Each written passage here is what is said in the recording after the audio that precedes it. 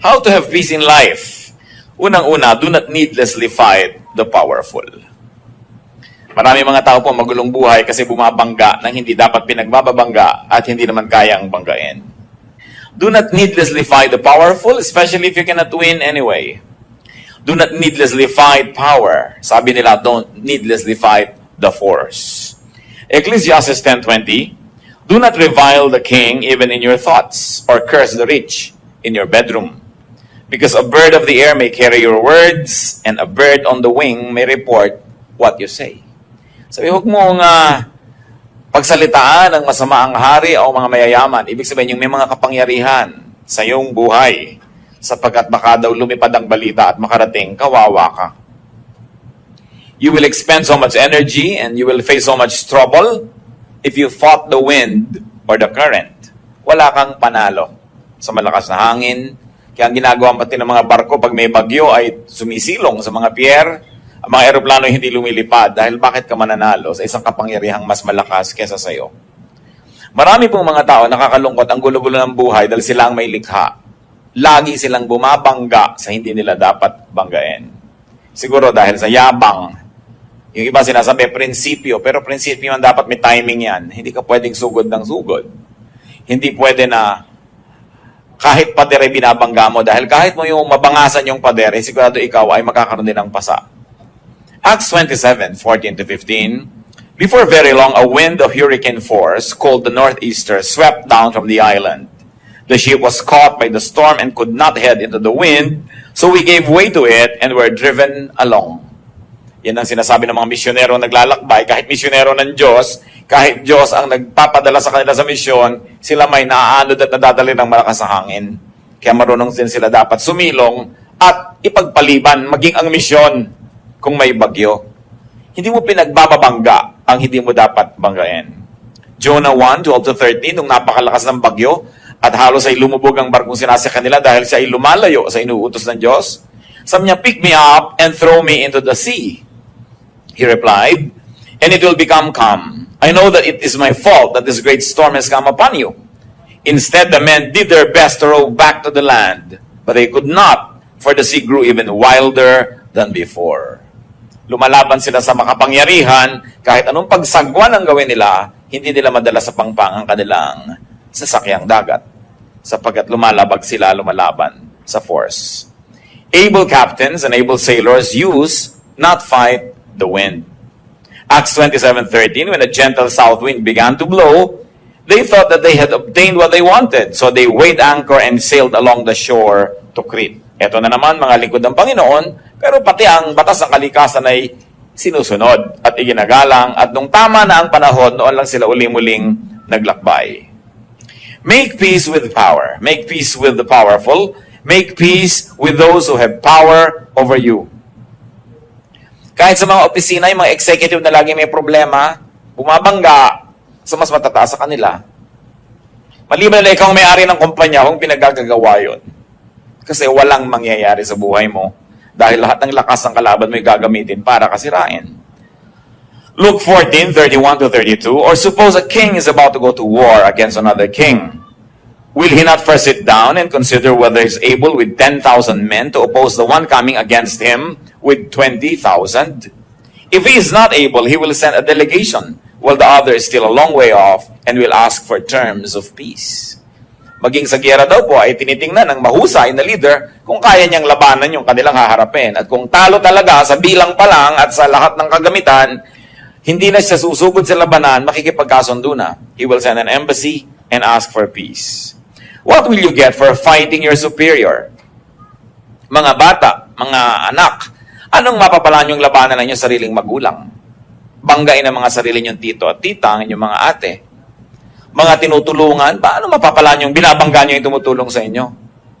At kung kayo man ay may tindahan, anong mapapalaan yung awayin yung customer niyo na siya namang tunay niyong amo? Sapagkat pag hindi niya tinangkilik ang inyong tindahan o negosyo, ay wala kayong kikitain.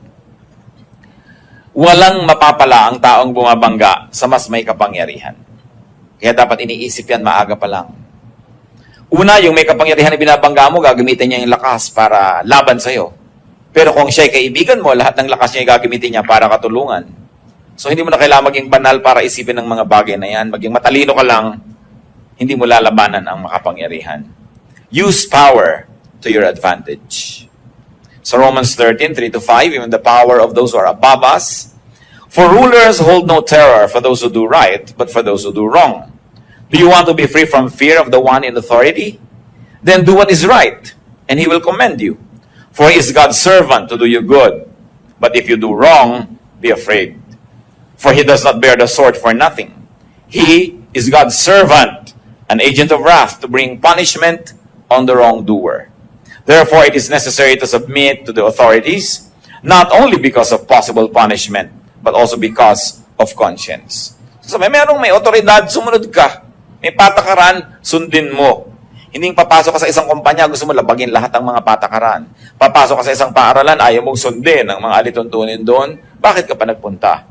Sasayangin mo ang lakas mo na bumabangga sa hindi mo kayang itumba. And very importantly, you want a peaceful life, be at peace with God. The ultimate power. Lahat naman ng power ng tao ay pahiram lang ng Diyos. Ang Diyos ang tunay na makapangyarihan. So ano mangyayari sa'yo kung nagtatampo ka sa Diyos, nagagalit ka sa Diyos, nagdadabog ka sa Diyos, nagwo-walk out ka sa Diyos? Wala kang panalo doon. Masasaktan ka lang, mahihirapan, at pag hindi mo na kaya, susuko ka rin. It's useless. Romans 5:1, therefore, since we have been justified through faith, we have peace with God through our Lord Jesus Christ. So meron na tayong peace with God. Ang ginagawa lang ng tao, sinisira yun. Kaya kuminsan nawawala yung peace. Then magre-repent, magbabalik loob, bumabalik ulit yung peace. Because peace in life is directly proportionate to our closeness to God. And of course, it is most useless to fight God. Walang nananalo sa hangin. Sa Diyos pa kaya. Isa pa po na dapat nating tandaan para magkaroon ng tahimik na buhay, do not be number one. Do not be the first. Gusto mo lagi kang first sa competition, gusto lagi kang first sa lahat ng contest, first sa lahat ng bagay, siguradong hindi tatahimik ang iyong buhay. Sapagkat ubod ng hirap maging first. At kung sakali man na naging first ka, lalong mahirap manatiling first. At maging si Jose Rizal sa No Limitang Jerez sa pamamagitan ng bibig ni Filosofo Tasio, sabi niya, ang pinakamatatayog na puno ang tinatamaan ng kidlat. Mahirap talaga yung number one. Tama na yung number 2 ka, number 3, huwag ka naman ng kulelat. Pero yung number 1, napakahirap niyan sa buhay. Nakikita niyo yung mga magulang na pinagsisiksikan ng mga anak na lagi maging number 1, halos wala nang life yung children nila. Lagi na lamang puro pagsisika, pag-aaral, puro susulog ng kilay, puro sub sa pag-aaral, hindi na naging child yung child. Pero first. At dahil first ka, laging merong threat na maging second, lagi ka ngayong nakabantay, lagi ka ngayong hindi relax sa buhay. So is it worth it? After all, nobody will remember that you are first. Kahit ka nga maging Miss Philippines, Miss Universe, after 1 year, ang tawag na sa'yo, former beauty queen. Tapos na. Hindi ngayon, kung natural na natural, wala kang kahirap-hirap, nanalo ka, di bale. Pero yung sinagasaan mo na lahat ng tao, binangga mo na lahat ng bagay, hindi ka na nagkaroon ng kasiyahan, tapos para ka lang maging number 1, so what? Nobody likes number 1 people. Meron bang may gusto sa mga number 1? Kinakaingitan lang yan, kinakainisan. At pilit ginigiba ng mga tao, so it's really pointless. It is difficult to get there, it is more difficult to stay there. Being first attracts much envy. Mga kapatid, mga kaibigan, sikapin ninyo na di kayo kainggitan ng sinuman. Sapagkat napakahirap na kayo ang pinupuntahan ng inggit ng sinuman. Ang inggit ay napakalaking kapangyarihan at ito'y nakasisira sa kinainggitan man. Bagamat mas nakakasira sa naiinggit. So ang tao talagang naghahanap ng katahimikan sa buhay, hindi niya, sinisikap niya huwag masyadong mapansin.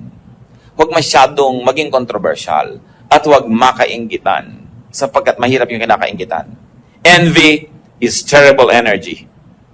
Envy is a terrible enemy. So do not be the object of envy. Do not be the object of jealousy. It means, don't try to be number 1. Well, as I said, if you could be number 1 effortlessly, then it happens naturally. Wala kang magagawa. Talagang likas ka number 1. Pero para patayin mo ang sarili mo, para kainggitan ka lang ng iba kung lumaon at sirain kang pilit, para ano? Sayang lang. Nakita nyo si Joseph, the dreamer, paborito ng tatay niya, nakakainis na mga kapatid.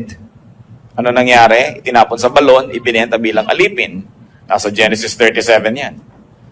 So, while you don't want to be the first, do not be the last. Do not be the least. Wala ka rin katahimikan pagka ikaw yung kulelat. Kasi ikaw naman yung aapihin ng lahat. Ezekiel 22:29, the people of the land practice extortion and commit robbery. They oppress the poor and needy and mistreat the alien, denying them justice. So hindi naman dapat mangyari sa'yo yon. Dapat may katuturan naman na yung buhay, may accomplishment ka, bagamat di ka number one, pero meron ka namang papel sa buhay, kaya hindi ka naman kakawawain ng kapwa mo. Dahil mahirap din magkaroon ng kapayapaan kung ikaw yung kulelat, kung ikaw yung api. You want peace in life? Set your own personal rules and standards in your life. Aside from God's law, which you all must observe, and aside from legal law, which every citizen of a country must observe, develop and stick to your personal standards. Hindi sabihin, ay, kailangan tayo maghanda, birthday mo, kasi kaugalian. Kung ayaw mo maghanda, huwag kang maghanda. Huwag mong pilitin ang sarili mo. Gumawa ka ng sariling batas ng buhay mo. Basta hindi mo nilalabag yung batas ng bayan at batas ng Diyos. Huwag mong sinusunod yung mga batas ng mga tao kung ito'y hindi hiyang sa'yo, hindi likas at hindi bagay. Kailangan magkaroon ka ng lakas ng loob na gumawa ng sarili mong pamantayan kung ano ang mabuti, kung anong marapat at kung paano ka mamumuhay. Hindi mo pinipilit na makipaghabulan sa iba, makipag-contest. Hindi mo pinipilit na makipagpataasan. Hayaan mo silang mapagod, pero meron kang sariling speed. Para rin yan ng kotse, naglalakbay kayo, may nauuna, ang bilis-bilis, hirap na hirap ka maghabol. Subukan yung huwag kayong maghabol, hihintayin din kayo nun. No? So bakit mo papahirapan lang yung buhay? Kita nyo yung mga nagtatago na walang naghahanap, lumalabas din mag-isa. Mainit yun. Ang hirap-hirap magtago, walang humahanap sa'yo. So kung hindi siya mahanap, huwag nyo hanapin. Bakit ninyo papahirapan ninyo sa sarili? Tatandaan nyo, ang gusto ko lang na bigyan ng diin, igalang lang natin, batas ng Diyos, batas ng bayan. Yung ibang batas ng buhay nyo, bahala kayo doon. Sa loob ng bahay nyo, kung gusto nyo 3 butil ng bawang ang ginisa, 3. Kung sabi ng biyan nyo, 5. Kung wala siya, hindi kayo nakikita na sa bahay niya, gawin yung 3. Pero nakikita na kayo, gawin yung 5. Ha? Siyempre, kung sining may bahay, siya yung reyna doon. So, kailangan, meron kang batas sa buhay mo, hindi yung si ganun, si ganyan, si ganyan. Naghahabol ka tuloy. Have your own personal world where you are comfortable, where you are the ruler, where you are full. Do not play catch up. Yung pinipilit lamang makahabol sa iba, lagi na lang yan pagod. Sabi ni Solomon sa Ecclesiastes 4:4, and I saw that all labor and all achievements spring from man's envy of his neighbor. This too is meaningless, a chasing after the wind. Marami na tao nagsisikap lang, hindi naman dahil talagang gusto nila yung pinagsisikapan nila eh. Nakikipag-contest lang kasi sa kapitbahay. So nagpapalakihan ang bahay na ipinapagawa, kaya walang tigil ng kahihingi doon sa OFW na kamag-anak.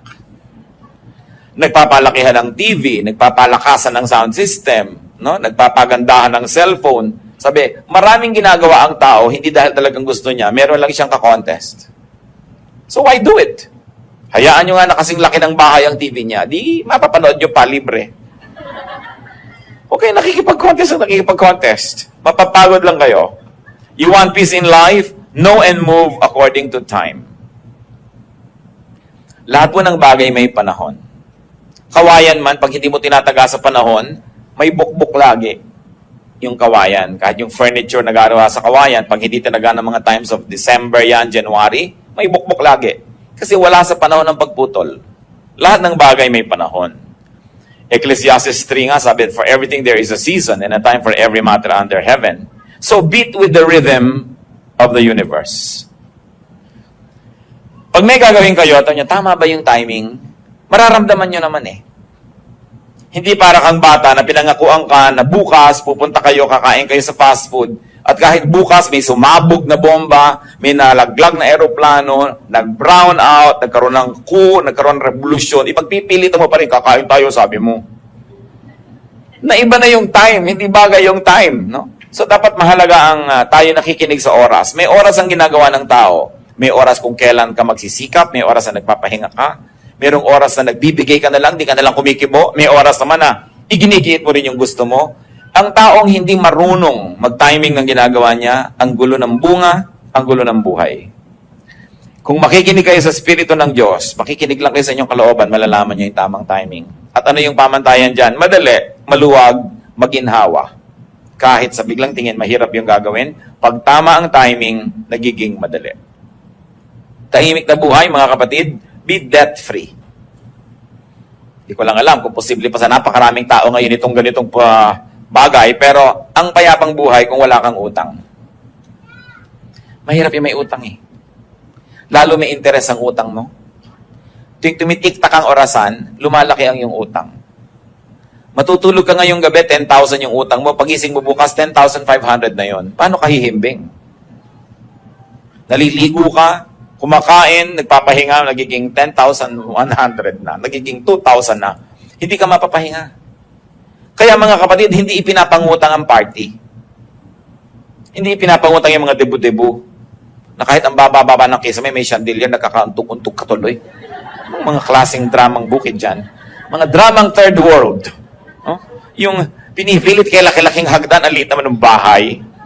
Ang liit-liit ng sala, mga upuan, pangkaharian, ng mga reyna ang mga upuan. This is not fitting. Kung minsan ang tao hindi namumuhay ng ayon sa kanyang kaya, nagkakautang-utang tuloy. No? Pinipilit magpaaral sa sobrang mamahal ng mga paaralan, hindi naman kaya, anong magagawa mo? Kakadautang-utang ka. Although, yung pagpapaaral naman is good investment. Hindi katulad ng mga party-party lang o mga handa-handaan lang. Romans 13:7-8, give everyone what you owe him. Let no debt remain outstanding. So kung nagkautang ka na, bayaran. At kung hindi pa kayang bayaran, pumunta ka sa pinagkakautangan, tanggapin mong may utang ka at sabihin mong magbabayad din ako. Balang araw. So, mahirap yung may utang ka, tapos andyan yung pinagkakautangan mo, tapos nagpapanggap kang nalimutan mo yung utang mo, hindi ka mapakali at siya din hirap na hirap. Hindi ka magkakaroon ng katahimikan. Kaya, una, iwasan magkautang at kung meron na, sikapang babayaran yan. Kung hindi pa po kayang bayaran, lagi lamang i-acknowledge. Kasi kung minsan naman, yung pinagkakautangan natin, yun lang ang gusto madinig na hindi mo tatakbuhan, na hindi mo nalilimutan. Kasi kung minsan pinaparusahan natin yung tumulong sa atin eh. Pinautang ka nung nangangailangan ka at nung oras na magbayad, siya ngayon itong nakikiramdam, nalimutan kaya. This is not how you deal with people who help you. No? Hindi ka magkakaroon ng kapayapaan. At mga kapatid, isa pa ito, very biblical, don't be a guarantor. Yung mangungutang siya, ikaw magagaranti. Pag tumakbo siya, ikaw nga habulin. Paano ka matatahimik nun? Sasabihin nyo, kasi masisira ang pagkakaibigan namin pag hindi ako nag-guarantee. Pagka tumakbo na rin yan at hindi niya binayaran, masisira na rin yung pagkakaibigan nyo. May bayarin ka pa. Di sirain mo na maaga. Wala ka pang utang. Dahil ang dami na magkaibigan nagkasira dahil dyan. 99% magkakasira kayo. Ngayon, kung ayaw nyo kong pakinggan, siguro naman makikinig kayo sa salita ng Diyos. Proverbs 6:1-5. My son, if you have put up security for your neighbor, if you have struck hands in pledge for another, if you have been trapped by what you said, and snared by the words of your mouth, then do this, my son, to free yourself. Since you have fallen into your neighbor's hands, go and humble yourself, press your plea with your neighbor. Allow no sleep to your eyes, no slumber to your eyelids. Free yourself like a gazelle from the hand of the hunter, like a bird from the snare of the fowler. Napakalinaw. Sabi ko, ikaw ay nangako, nag-pledge ka, you strike your hand in pledge, nag-guarantee ka sa utang ng may utang, nako, na-trap ka. Huwag ka magpahinga, huwag kang tumigil hanggang hindi mo nababawi ang pledge. So pumunta ka na doon sa ginarantihan mo at doon sa ipinag-guarantee mo at sabihin mong binabawi mo na. Sabi, parang usa na nahuli ng isang hunter, anong gagawin niyan? Gagawin ang lahat, magpitumiglas para makawala. Yun ang gawin mo. Sabi, dahil yun ang kalagayan mo ngayon na ikaw ay garantor, huling-huli ka, wala kang kawala. Pakawalan mo ang iyong sarili. So kung kayo garantor na, sikapin yung makawala at kung hindi pa, huwag kayong mag-guarantee. Sabihin nyo, sabi ng Diyos, Proverbs 6:1-5. At marami pa sa Bible, napakarami na huwag kayong nag-guarantee. Kasi alam niyo yung pag-guarantee, trabaho lang yan ng Diyos. Diyos ba kayo? Nakakatiyak ba kayo makakabayad siya? At kung hindi siya makabayad, alam niyo ba na sa panahon na yun meron kayo ibabayad. Baka nung nag-guarantee kayo, meron. Next week, meron ba? Sabi, ang mga taong magiging tahimik ang buhay, hindi nakikialam sa ganyan mga transaction ng iba. nananahimik ang buhay mo, hindi ka nga nangungutang, kakalad ka rin ka ng iba sa gulo dahil sila tong nangungutang, bakit mo gagawin yan sa buhay mo? At kung hindi ka na nila kaibigan dahil hindi mo ginawa yun, hindi mo sila tunay na kaibigan, so huwag mo nalang i-maintain yung friendship na yan. It's useless. Proverbs 11:15, he who puts up security for another will surely suffer. But whoever refuses to strike hands in pledge is safe. Yung strike hands in pledge, tradition nila yan. Kung ano man yung gesture of striking hands, ibig sabihin, pag ginawa niya yon, guarantor na siya. You want a peaceful life? Do not be quarrelsome. Dapat di ka pala away. Proverbs 17:19, he who loves a quarrel loves sin. He who builds a high gate invites destruction. So huwag ka mag-invite ng negative attention, and very especially, do not be quarrelsome. Pinapalampas mo na lang yung mga gusto mong away. Hindi ibig sabihin na hindi ka na lalaki o hindi ka na tunay na babae dahil hindi mo pinatulan, sapagkat maraming hindi pinapatulan ng tao kung gagawin niyang tahimik ang kanyang buhay. Pero kung magulo ka, lahat na lang nang nakatingin sa'yo. Ba't ka nakatingin? Gusto mong away? Mga ganyan. Bakit lang mapapaaway ka lagi? Dapat tahimik. At lagi kong pinapag-alalahanan ng mga kababaihan, lalo't kasama nyo inyong asawa, kasama nyo inyong anak na lalaki, kasama nyo inyong tatay o tiyo, be very modest, especially sa mga kalsada. Kasi pag may biglang kumalabit sa inyo, at may biglang dumakma sa inyo, ipapasubo nyo yung inyong menfolk na ipagtanggol ang inyong dangal at siya'y mapatay pat masaksak ng iba dahil kembot kayo ng kembot sa kalsada. So kayo ngayon ang naging dahilan kung bakit namatay ang inyong kamag-anak. Ngayon, kung sakasakaling kasama nyo, may kumikindat sa inyo, huwag mo sabihin, Daddy, may kumikindat sa akin. Huwag ka na lang tumingin at ayain mo na yung kasama mo sa iba, isusubo mo pa yung asawa mo sa gulo, tapos iiyak-iyak kapag namatay. So don't invite trouble. Live a peaceful life. Yung iba makatawa lang, hinihinging mabaril sila ng kapwa. Ang lakas tumawa. Kakanta ng mga karaoke'ng sabsakan ng sinuntonado, napapaaway, saksakan. Hindi ba ang daming namamatay sa ganyan? Mga uri ng pamumuhay na nang-a-attract ng gulo. Alam nyo, liban na lang kayo on duty, may trabaho kayo. Kung nasa labas pa kayo ng bahay after 10 p.m., ang totoo na naghahanap kayo ng gulo. Dahil wala na kayong mahahanap na kapayapaan pagkalampas ng oras na yon. Lahat na ng mga lasing, mga desperado, lang duty nyo talaga, trabaho nyo, wala kayong magawa. Pero yung nakakalat ka dyan kung saan-saan, naghahanap ka ng gulo. Lalong-lalo halimbawa, ang mga asawang talaaway. Sabi sa Proverbs 21:19, better to live in the desert than with a quarrelsome and ill-tempered wife. Mabuti pa daw tumira ka na lang sa disyerto kasi bungangera ang asawa mo. Bunganga ng bunganga. Ang tahimik, ba't di ka sumagot? Ba't di ka sumagot? Pag sumagot ka naman, aawayin ka lalo. No? Kaya kung isa, nabaril mo bigla, nakulong ka patuloy. Sabi, dapat tahimik ang buhay. Alam nyo, ang nakakapagtaka, mga kapatid, yung mga mag-asawa na mahigit ng 3-5 years na mag-asawa, tas away pa rin ang away, hindi na ba kayo matututo? Hindi na ba kayo matututong makisama sa inyong asawa, makitungo? Hindi nyo na ba alam kung kailan kayo dapat kumibo at hindi? Hindi nyo na ba alam kung kailan kayo dapat magbigay? Yung ano ba yung bagay na hindi niya isusuko, so ibigay nyo na lang? At yung bagay na hindi niya naman isusuko, ibigay niya sa inyo? Pagka more than 5 years na kayo mag-asawa at hindi pa kayo tumitigil magbangayan, maghiwalay na kayo. Wala kayong pag-asa. Ngayon, kung ayaw nyo maghiwalay ng todo, gawan nyo ng paraan yan, ayusin yung buhay nyo. Dahil alam nga naman, hanggang tumanda kayo, awayan kayo ng awayan. Alam nyo ba yung hirap ng loob ng mga anak pag nag-aaway ang mga magulang? Lalo mga maliliit pang bata, akala nila maghihiwalay forever. Hindi naman nila kasi alam ang mga trabaho ng matatanda. No? Akala nila magigiba na yung pamilya nila. Sobrang insecurity. Kaya sinasabi ko yan, siguro first 2-3 years, nag-a-adjust pa kayo sa isa't isa, nag-aaway kayo. Pero kung hanggang 5, 7, 10 years, ang pinag-aawayan nyo pa rin kung gaano dapat ka-asim ang sinigang, magsigang kayo ng dalawa. Pinag-aawayan nyo pa rin kung anong papanoorin nyo sa TV, magdalawa kayo ng TV o magbigayan kayo. Pinag-aawayan nyo kung electric fan ba, tatama sa inyo o hindi. Kisame ba o sa inyo? Gaano kalayo, kalamig ba dapat ang aircon kung meron kayong ganun? Kung pinag-aawayan nyo pa yon, I'm sure that you are not making any effort at all to adjust.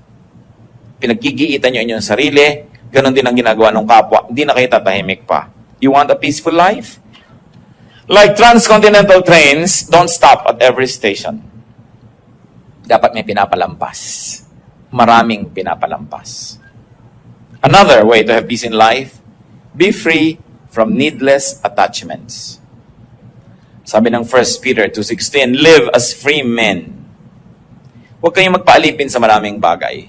Yung hulugan, alipin ka niyan eh. Dami mong babayaran, no? Mga bisyo, naalipin ka niyan. Yung sali ka ng sali sa gulo ng iba, na-involve ka. Limit the things and limit the people that can affect you. Dapat konti lang. Pag may mga tao na lagi yung magte-text sa inyo at yung tatawag, yung darating may dalang gulo, ilimit nyo ang pakikitungo sa kanila. Kasi gulo ang dadali nila sa buhay nyo. Do not get involved in many things and in many issues. Kung minsan may nagte-text, hindi ka nasasagot. Magte-text pa, hindi ka sumasagot. Text pa ng text, hindi ka sumasagot. Sabi mo na, ang di ko pagsagot ay sagot. Ibig sabihin, ayoko makipag-text sa'yo. Gets mo? Hindi ka na nga sumasagot, hindi ka patitigilan, ano? So, diretso nyo na yung mga ganon. Kasi may mga tao talaga na nakakapagsisit na kilala mo. Meron. Yung mas tahimik sana ang buhay mo kundi sa pumasok sa iyong buhay. So, nung na-realize mo yun, dapat unti-unti mo na siyang i-face out, ipuwera. Kasi may mga tao, there are vexations to the spirit. Mag-isip kayo, sino mga vexations sa spirit nyo? Nananahimik kayo, may biglang darating. Siguro kapatid nyo yon, kung minsan nanay nyo yon. No, yung ang saya-saya ng buhay, enjoy na enjoy ka magkape. Tuwing darating siya, problema ang dala. Tuwing darating siya, reklamo ang dala. Tuwing darating siya, meron siyang mga sumbong, nagugulo lagi. Limit your engagement. Patirahin nyo siya sa Spratly Islands. Ipagpagawa nyo doon ng bahay. Para tahimik kayo. Alam nyo yung mga magkakamag-anak na sobrang magkakalapit ang mga bahay? Nako, impyerno yan. Kung emergency, nagkakatulungan. Pero hindi naman laging emergency. Kadalasan, nag-away yung mag-asawa, nakalipat na sa'yo. Mamaya, yung isa ang lilipat sa'yo, pinipilit ikaw ang kumampi sa kanya. Ang gulo-gulo. Alam niyo, mga kamag-anak should be near enough, but far enough. No? At kung mga magkakapatid, halimbawa, naisipin niyo tumira kayo together in one compound, dapat may kanya-kanya kayong gate. Kung ayaw mo kausapin yung isa, dito sa kabila dumaan, di ka na-oobliga. Kasi ang hirap-hirap na ayaw mo makita yung mukha niya, pero dadaan ka sa harap ng bahay niya. No? Naninigas ang leeg mo sa pagtingin sa halaman para hindi mo siya mapansin. Kung ganito ang kalagayan nyo at kakayanin nyo rin lang, set yourselves free. Why? Kahit may eternal life, in this world, you have only one life to live. Sayang ang buhay mo kung naubos sa konsumisyon. Kung naubos sa inis. Kung naubos sa pagtitimpi. Hindi ganon ang disenyo ng Diyos para sa ating buhay. So, do not indulge in gossip. Kung merong pinakamabilis na daan para malagay sa gulo, sumali ka sa mga chismisan. Pag nagbarilan, isang bala para pagka nagkademandahan, nakasangkot ka. Pag nagsitahan, ikaw ang pinupuntahan din. Kaya yung mga mahilig sa chismis, ang totoo nun, naguhukay sila ng kakahulugan din nila later. Proverbs 20:19, a gossip betrays a confidence. So avoid a man who talks too much. You want peace? Fly high. Ano yung ginagawa ng mga eroplano pag may bagyo? I-announce ng captain, we are experiencing turbulence. We're going to fly, let's say, 5,000 feet higher. We will fly above the storm.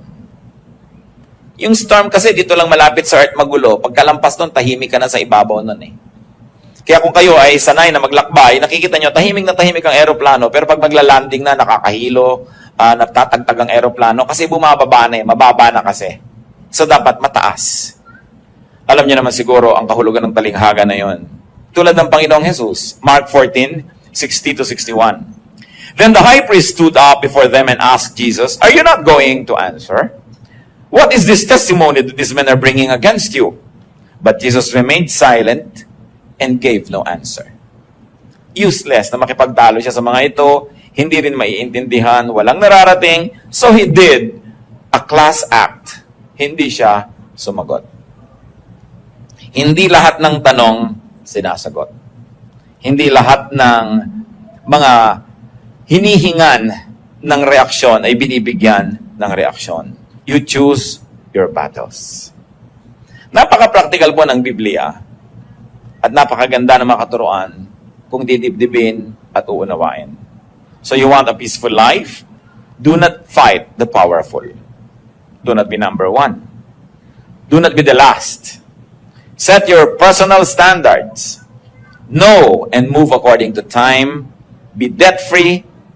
Do not be quarrelsome. and be free from needless attachment. Obey that and you will be happy. And your people